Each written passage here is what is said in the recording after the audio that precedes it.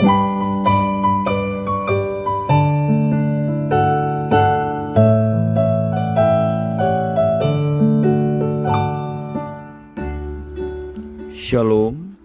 devosi bilangan pasal yang ke-7, ayat 1 sampai yang ke-3 berbunyi demikian. Pada waktu Musa selesai mendirikan kemah suci, diurapinya dan dikuduskannya lah itu dengan segala perabotannya, juga mezbah dengan segala perkakasnya, dan setelah diurapi dan dikuduskannya semuanya itu, maka para pemimpin Israel, para kepala suku mereka, mempersembahkan persembahan. Mereka itu ialah para pemimpin suku yang bertanggung jawab atas pencatatan itu. Sebagai persembahan dibawa mereka ke hadapan Tuhan 6 kereta beratap dengan 12 ekor lembu, 1 kereta untuk 2 orang pemimpin dan 1 ekor lembu untuk 1 orang pemimpin. Lalu mereka membawa semuanya itu ke depan kemah suci. Yang menarik dalam pasal yang ke-7 ini adalah pemberian persembahan dari semua suku di Israel pada hari pengurapan dan pengudusan kemah suci. Semua suku memberi sesuai dengan apa yang sudah diatur agar pekerjaan Tuhan di kemah suci dapat terlaksana. Selain itu, persembahan juga diberikan pada saat perayaan penabisan mezbah, yaitu berupa peralatan yang dipergunakan di mezbah Tuhan. Dengan persembahan tersebut, segala kelengkapan pelayanan ibadah dan segala yang diperlukan oleh para pelayan ibadah terpenuhi dengan baik.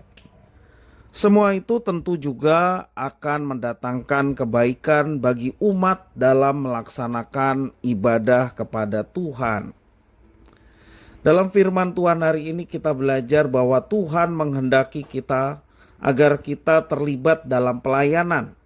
Itu esensinya bagi kita sekalian. Sekali lagi, Tuhan menghendaki kita terlibat dalam pelayanan. Keterlibatan itu perlu diatur dengan baik. Demikian juga perlu diatur dengan jelas dan transparan. Dengan begitu umat dapat mempersembahkan miliknya dengan sukacita.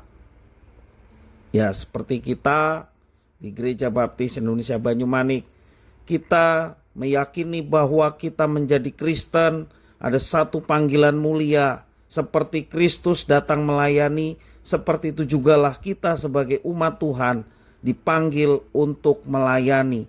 Dan juga apa yang dipercayakan Tuhan atas kita kembalikan untuk kemuliaan Tuhan, baik dalam bentuk persembahan maupun juga persepuluhan yang kita persembahkan kepada Tuhan dengan sukacita. Dalam konteks zaman sekarang ini, ada banyak pekerjaan Tuhan yang membutuhkan keterlibatan kita. Ada yang terkait dengan peribadahan, ada yang terkait dengan sosial ekonomi, pendidikan, ya, kerukunan antar umat beragama, dan lain sebagainya. Pelayanan itu bisa dikerjakan oleh umat agar tanda-tanda kerajaan Allah semakin terwujud dalam kehidupan bersama. Tentu saja pelayanan ini tidak hanya dilakukan oleh gereja, artinya kebersamaan di dalam anak-anak Tuhan. Tetapi siapapun secara pribadi yang bersedia mempersembahkan diri bagi Tuhan, dia bisa terlibat dalam berbagai pelayanan. Marilah kita memohon kepada Tuhan agar kita diberi kepekaan untuk melihat betapa luasnya cakupan pekerjaan Tuhan di dunia ini. Dan kita juga memohon hikmat dari Tuhan untuk kita dapat merintis dan terus mengerjakan pelbagai pelayanan yang dipercayakan Tuhan untuk kita sebagai gereja Tuhan. Dan semuanya itu kita kembalikan untuk kemuliaan Tuhan. Tuhan Yesus bukan saja mengajarkan untuk kita dipanggil melayani, tetapi dia juga memberikan satu teladan bagaimana Yesus melayani manusia. Dan itulah panggilan Kristen. Dan semua panggilan itu membawa kita untuk tidak memikirkan diri kita sendiri atau egois, tetapi kita betul-betul memikirkan orang lain. terlebih memikirkan keselamatan orang lain. Sebab keselamatan Tuhan sediakan hanya di dalam Yesus Kristus. Dan itu menjadi bagian kita untuk kita melayani Tuhan. Melalui firman Tuhan hari ini kita diajak untuk keluar dari zona nyaman. Zona nyaman artinya kita sebagai orang Kristen tetapi tidak terlibat dalam pelayanan. Nyaman-nyaman saja.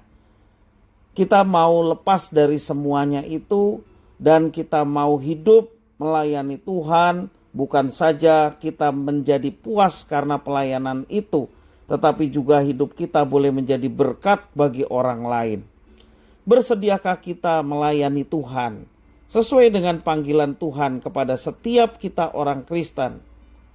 Maukah kita terlibat dalam pekerjaan Tuhan melalui dan di dalam gereja yang dimana kita boleh bertumbuh bersama-sama?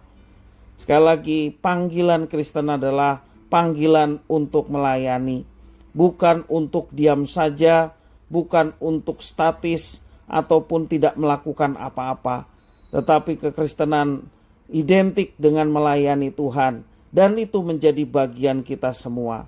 Mari kita melayani Tuhan, dan Tuhan terus akan tambahkan hikmat, talenta, karunia kepada mereka semua yang melayani.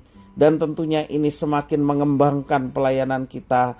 Dan biarlah tujuan dari semua itu adalah nama Tuhan dipermuliakan. Semangat dan selamat melayani Tuhan. Tuhan Yesus memberkati.